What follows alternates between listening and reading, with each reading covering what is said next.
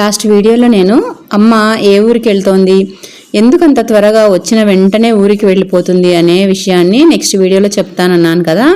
ఇక ఆ వీడియోకైతే ఇది కంటిన్యూషన్ వీడియో అండి. హలో మై డియర్ ఫ్యామిలీ, అందరూ బాగున్నారా? మేము బాగున్నాము. మీరు అంతకన్నా బాగుండాలని ఆ భగవంతుణ్ణి మనస్ఫూర్తిగా కోరుకుంటూ వెల్కమ్ టు మీ సుధక్క ముచ్చట్లు. అమ్మ ఊరి నుంచి వచ్చిందని చెప్పాను కదా. వచ్చిన తర్వాత అయితే ఒక 2-3 రోజులు అలా రెస్ట్ తీసుకొని ఉంది. తర్వాత మనము గార్డెన్లోకి కొంచెం ఇంకా మట్టి తొలగించుకున్నాం కదా. పదే పదే గార్డెన్ అని చెప్తున్నానని ఏమనుకోవద్దు, వర్షాకాలం కదా.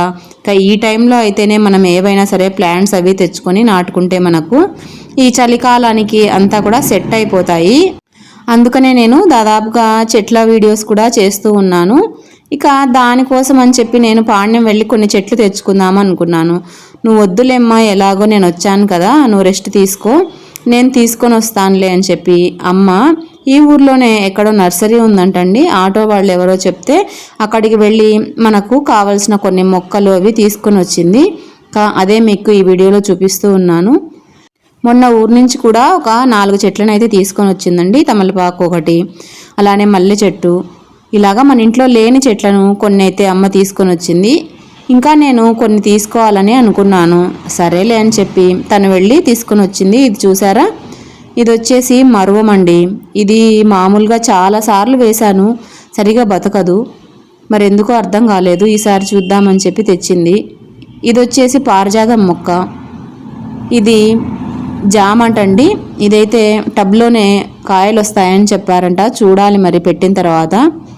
ఇది బటన్ రోజ్ చెట్టు అండి. ముందే నేను అమ్మకు మనకి ఏమేమి కావాలి అనేది ఒక లిస్ట్ అయితే ఇచ్చాను. ఇక దాని ప్రకారమే తీసుకొని వచ్చింది. మన ఇంట్లో లేనిది ఎల్లో మందారం అయితే తెచ్చిందండి.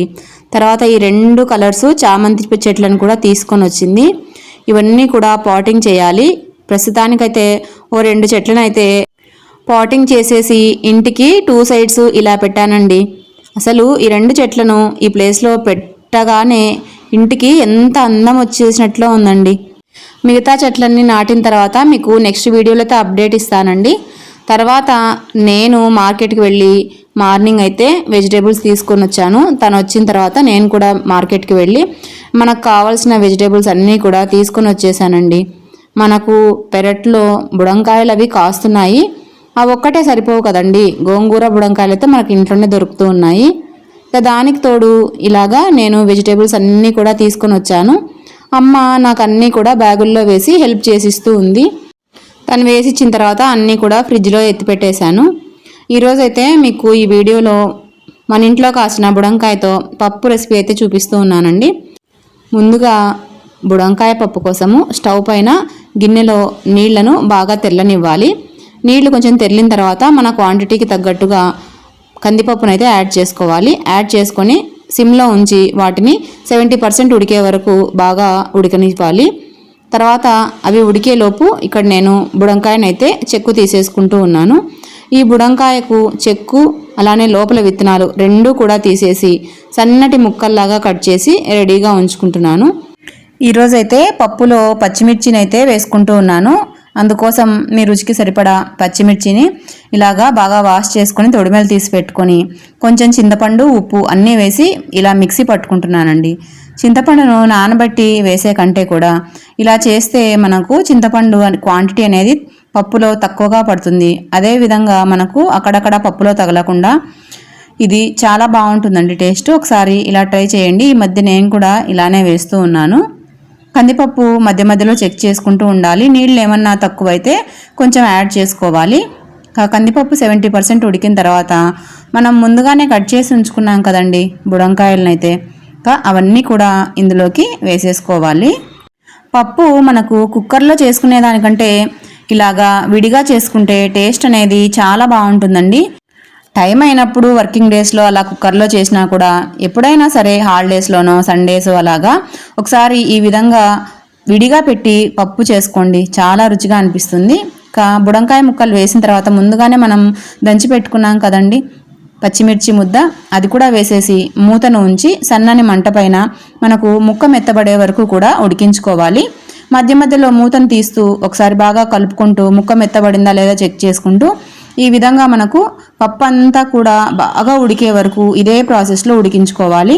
ఇంతేనండి, బుడంకాయ పప్పు అయితే మనకు విడిగా చేసుకోవడం అయిపోతుంది. ఇక రుచికి సరిపడినంత ఉప్పు అన్నీ వేసి బాగా కలుపుకొని చివర్లో పోపు పెట్టుకున్నామంటే మనకు బుడంకాయతో టేస్టీ పప్పు అయితే రెడీ అయిపోతుంది. ఈరోజైతే నేను ఇక్కడ ఇంగువతో పోపు అయితే పెట్టుకుంటూ ఉన్నాను. మీ ఊర్లో పోపును ఏమని పిలుస్తారో చెప్పండి. మేమైతే పుట్టింది పెరిగింది అంతా కూడా విలేజ్లోనే అండి. ఇక్కడికి వచ్చిన తర్వాత పోపని అలవాటైంది, కానీ మా ఊర్లో అయితే తిరగమాత అనే అంటారు. ఇక పప్పుకు తిరగమాత అనేది చాలా రుచినిస్తుందండి, చాలా ఇంపార్టెంట్ కూడా. అంతేనండి, టేస్టీ పప్పు అయితే రెడీ అయిపోయింది. ఈ పప్పు మనకు అన్నంలోకైనా చపాతీలోకైనా చాలా రుచిగా ఉంటుందండి. ఒకసారి ఈ వీడియోలో చెప్పినట్లు మీరు కూడా ట్రై చేయండి. అమ్మ ఊరికి మళ్ళీ రెడీ అయిపోయిందండి. ఊరు నుండి వచ్చిన తర్వాత అమ్మ కొద్ది రోజులు రెస్ట్ తీసుకొని ఉంది. ఈ మధ్యలోనే నాకు ఈ టూర్స్ అండ్ ట్రావెల్స్ వేస్తూ ఉంటారు చూడండి, ఆ ఏజెంట్ అనే ఆయన ఫోన్ చేశాడు. ఇలాగా 2 days ట్రిప్పు అరుణాచలానికి ఉందమ్మా, అమ్మను పంపిస్తావా? ఇంతకుముందు ఒకసారి నేను అడిగున్నాను, అందుకని అతను కాల్ చేశాడు. సరేలే అని చెప్పి, తనకు కూడా చాలా ఇష్టం అండి అరుణాచలానికి. మేము చాలాసార్లు వెళ్ళాం, కానీ మాతో పాటు తీసుకుని వెళ్దామంటే మేము వెళ్ళేది ఆ ట్రైన్లో సడన్గా ప్లాట్ఫామ్స్ అవి చేంజ్ చేస్తారు కదా.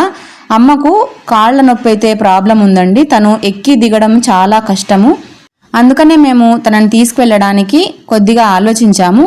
సరేలే, ముందే చెప్పి పెట్టినాను ఈ ట్రావెల్స్ అతనికి, ఎప్పుడైనా 2 days 3 days అలాగా అరుణాచలం ట్రిప్ వేస్తే నాకు తప్పకుండా చెప్పమని చెప్పి. సరేలే అని చెప్పి తను కాల్ చేయడము, అదే టైంలో అమ్మ ఇక్కడే ఉండటము చాలా లక్కీ. అమ్మ అయితే చెప్పగానే ఎంత హ్యాపీగా ఫీల్ అయిందో. యాక్చువల్గా నాన్నకు కూడా చాలా ఇష్టం అండి. మేము పుట్టపర్తిలో ఉన్నప్పుడు నాన్నను కూడా తీసుకువెళ్ళాలి అని చెప్పి అరుణాచలానికి ప్లాన్ అయితే వేశాము. కాకపోతే మనకు అప్పుడు అరుణాచలంలో వాటర్ ప్రాబ్లం ఉండడము, మాకు రమణాశ్రమంలో రూమ్ దొరకకపోవడము, ఆ ట్రిప్ అయితే క్యాన్సిల్ అయిపోయింది. తర్వాత కూడా మేము ఈ వర్క్ షెడ్యూల్ వల్ల బిజీలో ట్రై చేయలేదు. ఇంతలో నాన్న అలా అవడము అన్నీ జరిగిపోయాయి. సరే, ఎలా అయితేనే నాన్నలో సగభాగమైన అమ్మ వెళ్తోంది కదా, నాన్న కూడా చూసినట్టే అని నేనైతే మనసులో అనుకున్నాను. సరే అండి, వస్తుంది అని చెప్పి టికెట్ అయితే బుక్ చేసుకున్నాను. కాకపోతే ముందే చెప్పాను, కొంచెం ముందు సీట్ అయితే ఇవ్వమని చెప్పి, వెనకాలైతే మనకు కంఫర్ట్ ఉండదు కదండి. సరే అని చెప్పారు. విండో సీటు మనకు ఫ్రంట్ సైడే తీసి పెట్టారు. అమ్మ అంతా రెడీ అయిపోయింది. నైటు ఉప్మా చేసేసాను, బస్లో లైట్గా ఉంటుంది అని చెప్పి ఉప్మా కూడా తినేసి రెడీగా ఉంది. బస్సు అయితే 8 o'clock మన ఇంటి దగ్గరలోనే బస్సు పెడతామని చెప్పారు. బస్సు పెట్టిన తర్వాత కాల్ చేయండి అని చెప్పాను. రెడీ అయ్యి ఇలాగా కూర్చొని అందరం మాట్లాడుతున్నాం అనమాట. అక్కడ జాగ్రత్తలు చెప్తూ ఉన్నాము. ఇంతలో కాల్ అయితే వచ్చేసింది, బస్సు మన ఇంటి దగ్గరే పెట్టారని చెప్పి. నేను మనోజు ఇద్దరము వెళ్తూ ఉన్నాము, అమ్మని డ్రాప్ చేసి వద్దామని. ఒకటే వర్షము, సరే ఈ దగ్గరలోనే కదా అని చెప్పి ఇద్దరము వెళ్తూ ఉన్నాము. బస్సు అయితే ఈ పెద్ద బస్సే అరేంజ్ చేశారండి వెళ్ళడానికి. ఏమి ఇబ్బంది కూడా లేదు, సీట్స్ అవి కంఫర్ట్గా ఉన్నాయి. మేమిద్దరము వెళ్తూ ఉన్నామన్నమాట. వెళ్తూ దారిలో చెప్తూ ఉన్నాను, అక్కడ జాగ్రత్త, ఒక్కదానివే ఎక్కడికి వెళ్ళొద్దు, వెళ్ళవలసి వస్తే ఆ మేనేజర్ ఉంటాడు కదండి టూర్స్ అతను, అతనికి చెప్పి లేదంటే అతని హెల్ప్ తీసుకొని వెళ్ళు అని చెప్పి అన్ని జాగ్రత్తలు చెప్తూ ఉన్నాను. తర్వాత టూర్ మేనేజర్కి కూడా చెప్పాను నేను, జాగ్రత్త అని చెప్పి 10 సార్లు చెప్పాను. ఊర్లో అయితే ఆయన చాలా బాగా చూసుకున్నారని అమ్మ కూడా చెప్పింది, ఎందుకంటే నేను చాలాసార్లు జాగ్రత్త అని చెప్పాను కదా. ఈ వీడియో అయితే అమ్మ వచ్చిన తర్వాత నేను ఇప్పుడు వాయిస్ ఓవర్ ఇస్తున్నాను కాబట్టి చెప్తూ ఉన్నాను. ట్రిప్ అయితే చాలా బాగా జరిగింది, ఆయన బాగా చూసుకున్నారని చెప్పింది. మొత్తము 4 ప్లేసెస్ చూపించారంట, Kanchi, Tiruttani, Arunachalam, Vellore temple, golden temple, ఈ 4 కూడా చూపించారంట. 2 days trip. Morning breakfast, coffee, మధ్యాహ్నం లంచు, నైట్ డిన్నరు అన్నీ కూడా వాళ్ళే చూసుకున్నారండి. ఏమి ఇబ్బంది లేదు. అమ్మ అయితే సేఫ్గా వెళ్ళి అంతా టూరు సక్సెస్ఫుల్గా కంప్లీట్ చేసుకొని ఇంటికి వచ్చి రెస్ట్ కూడా తీసుకుంది. ఏమీ ఇబ్బంది పడలేదు, చాలా బాగా జరిగింది ట్రిప్ అయితే. తనకి ఇన్ని రోజులకు ఆ అరుణాచలేశ్వరం నుంచి పిలుపైతే వచ్చిందండి. ఎన్నిసార్లు అయినా సరే మనం అనుకుంటే వెళ్ళలేమండి. అక్కడికి ఆ అరుణాచలేశ్వరుడు అనుమతిస్తేనే తప్ప మనము ఆయన దర్శనాన్ని అయితే చూడలేము. అదేవిధంగా అక్కడ అడుగు పెట్టాలంటే కూడా ఆయన పర్మిషన్ లేనిది మనం అక్కడికి వెళ్ళలేము. నేను ఇది మన ఇంకో ఛానల్లో అయితే వీడియోస్ అయితే చాలా చేసి పెట్టానండి. మీలో కూడా ఎవరైనా అరుణాచలానికి వెళ్ళాలన్నా, నంద్యాల నుంచి ఎలా వెళ్ళాలి, కర్నూలు నుంచి ఎలా వెళ్ళాలి, తిరుపతి నుంచి ఎలా వెళ్ళాలి, ఇలాగా ఏదైనా సరే ఇన్ఫర్మేషన్ కావాలి అంటే మన రెండో ఛానల్లో అయితే వీడియోస్ చేసి పెట్టానండి. ఎవరికైనా ఇంట్రెస్ట్ ఉంది అంటే డిస్క్రిప్షన్లో లింక్స్ అనేవి ఇస్తానండి. తప్పకుండా మీరు కూడా అరుణాచలానికి అయితే వెళ్ళి ఆ దర్శన భాగ్యం చేసుకోండి. ఏజు పెద్ద అయ్యాకే తీర్థయాత్రలకు వెళ్ళాలి, ఇలాంటివన్నీ కూడా ఈ కాలంలో మాత్రం పెట్టుకోవద్దండి. బాగా చాతనైనప్పుడు మాత్రమే మీకు కావలసిన క్షేత్రాలన్నీ కూడా తిరిగేసేయండి. ఎప్పుడో మీరు ముసలాళ్ళు అయ్యాక వెళ్ళాలంటే అప్పుడు మీ ఆరోగ్యం సహకరించకపోవడము, అప్పటి ఆర్థిక పరిస్థితులు ఎలా ఉంటాయో ఇవన్నీ కూడా ఆలోచించండి. ఎప్పుడు మీకు వీలైతే అప్పుడు తప్పకుండా మీరు చూడాల్సిన ప్లేసెస్ అన్నీ కూడా చూసేయండి. ఇంకా ఇదైతే అరుణాచలము టెంపుల్ ముందు వ్యూ అయితే ఇలా ఉంటుంది. రీసెంట్గానే మేము వెళ్ళొచ్చాం కాబట్టి ఆ పిక్స్ అయితే మీకు కూడా యాడ్ చేస్తూ ఉన్నాను. అట్లీస్ట్ వెళ్ళలేని వాళ్ళు కనీసం ఇదైనా చూసి ఆనందపడతారని చెప్పి ఈ వ్యూ అయితే మీకు షేర్ చేస్తూ ఉన్నాను. ఇప్పుడు మీరు చూసేది రాజగోపురం. ఇదేనండి అమ్మ అరుణాచలం వెళ్ళొచ్చిన విశేషాలు. మరొక మంచి వీడియోతో అయితే మళ్ళీ మీ ముందుంటానండి. తప్పకుండా సబ్స్క్రైబ్ చేసుకొని వీడియోను లైక్ చేయండి.